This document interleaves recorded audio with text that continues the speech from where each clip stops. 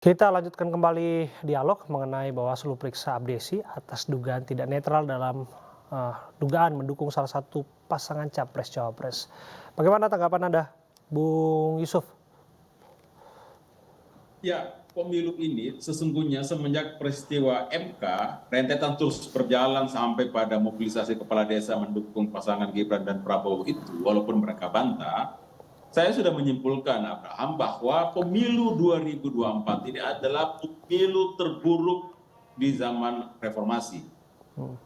Sebentar, Pemilu tunggu dulu, yang Bung Yusuf, bagaimana Anda menilai ya? Karena pada prakteknya kan pemilu belum dimulai dan Anda langsung menilai ini pemilu terburuk dalam sejarah demokrasi.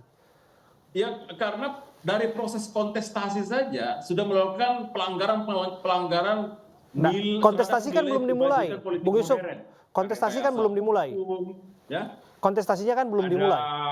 intervensi politik, ada banyak nilai yang ini, ada etik yang dilanggar, ada moral yang diabaikan, dan yang melakukan itu adalah mereka yang sedang memegang otoritas kekuasaan saat ini, yang memaksakan sedang membangun dinasti politik dengan cara kolusi dan nepotisme. Jadi satu pasangan yang dipaksakan masuk lewat rekayasa hukum itu adalah pasangan yang dipastikan untuk dimenangkan, karena jika tidak akan mengandung resiko politik terhadap mereka. Oke. Nah, karena hal itulah maka saya berkesimpulan bahwa pemilu yang jujur, adil, bebas, umum, rahasia itu hanya tinggal mitos dan ilusi belaka. Oke. Ya, kita Oke. seperti dipaksa untuk menyelenggarakan pemilu yang sudah dicurangi sejak awal, Abraham. Oke, saya bergeser ke Sekjen KIPP, Bung Suminta.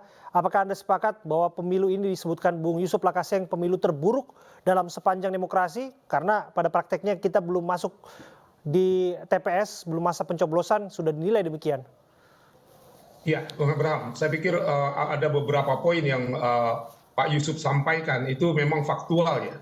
Nah, apakah kemudian kesimpulannya kita menyebutkan bahwa terburuk, dan terburuk seperti apa? Mungkin saya melihatnya memang ada penurunan ya kualitas demokrasi. Ini preteks, saya sering menyebut prolognya ini memang tidak memberikan harapan untuk terbangunnya demokrasi. Saya ingin bergeser ke arah bukan sekedar melihat dan menilai, karena kalau dari penglihatan dan penilaian itu bukan hanya kita, media-media kita, kemudian juga media asing menyatakan demikian. Misalnya soal runtuhnya MK disebutnya itu kan, itu merupakan sesuatu yang mengagetkan buat dunia internasional, khususnya media asing.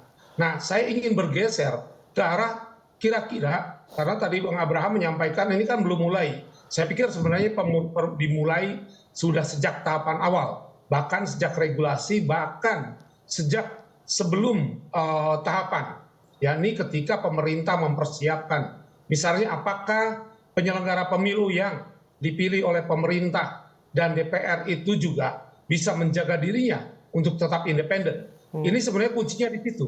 Misalnya saat ini ketika Bawaslu memeriksa Abdesi, apa yang akan dihasilkan dari pemeriksaan ini akan menentukan apakah rakyat akan percaya pada hasil pemeriksaan itu dan kemudian mengatakan oke, mari kita datang ke TPS untuk menentukan pilihan kita. Tunggu dulu, Bung Suminta, apa ekspektasi Anda output dari pemeriksaan yang dilakukan Bawaslu untuk mengembalikan kepercayaan publik sebetulnya terkait dengan kasus Abdesi? Ya minimal misalnya apakah Bawaslu, saya pikir harusnya punya ya, mempunyai video sepanjang prosesi yang terjadi di GBK itu. Kalau dari video jelas sekali. Iya, maksud saya outputnya apa? Bawaslu harus melakukan apa? Karena Anda menyebutkan tadi kepercayaan publik dan lain sebagainya. Menurut Anda Bawaslu harus mengambil sikap apa supaya bisa mengembalikan kepercayaan publik?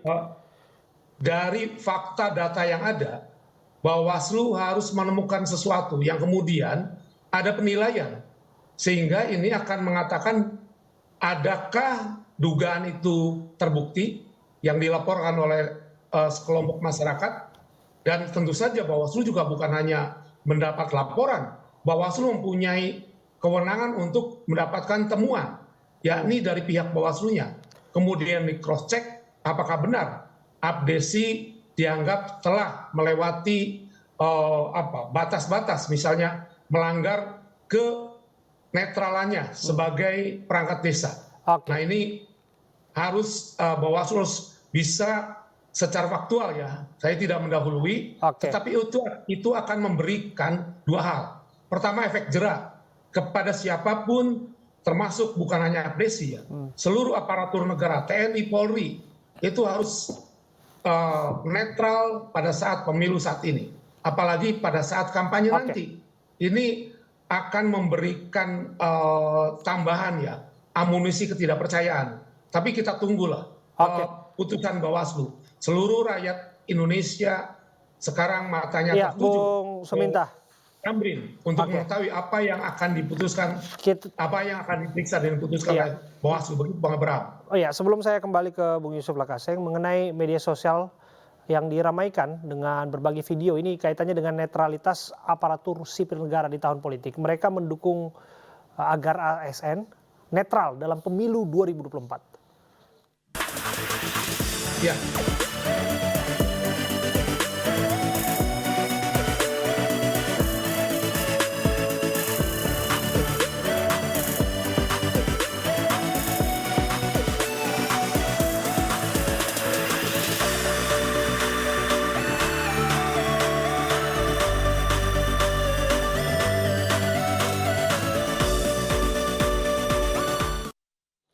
Ya, kita lanjutkan kembali berdialog. Saya kembali ke Bung Yusuf Lakaseng mengenai netralitas. Ini juga menjadi menarik Bung Yusuf Lakaseng karena pada prakteknya kan semua orang punya hak untuk memilih dan merdeka untuk memilih. Karena bagaimanapun itu diatur oleh konstitusi. Menurut Anda selaku ASN yang mereka juga punya hak pilih, bagaimana mengelola hak pilih mereka sampai pada akhirnya supaya tidak terjerumus dalam isu netralitas dan lain sebagainya?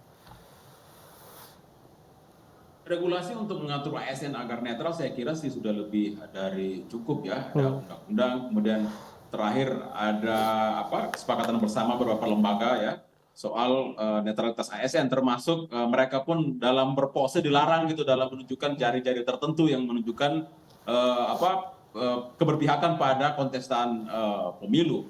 Saya sih tidak khawatirnya soal ASN kan. Yang yang kita khawatirkan itu adalah ada tangan-tangan kekuasaan bermain secara tertutup yang memanfaatkan aparat negara yang lain.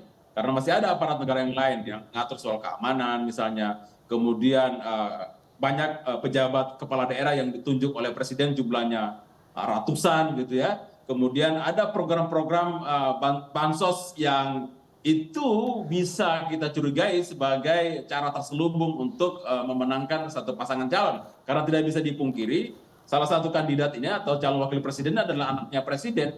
Tidak akan bisa kita menutupi kecurigaan kita terhadap berbagai macam program-program pemerintah yang dimunculkan saat kontestasi pilpres ini ya, Abraham. Iya, saya pikir skeptis itu sah-sah saja dilakukan karena bagaimanapun kita hidup di era demokrasi dan itu menjadi penting juga dilakukan dalam menjaga pemilu yang jujur dan adil. Demikian ya, Bapak-bapak ya.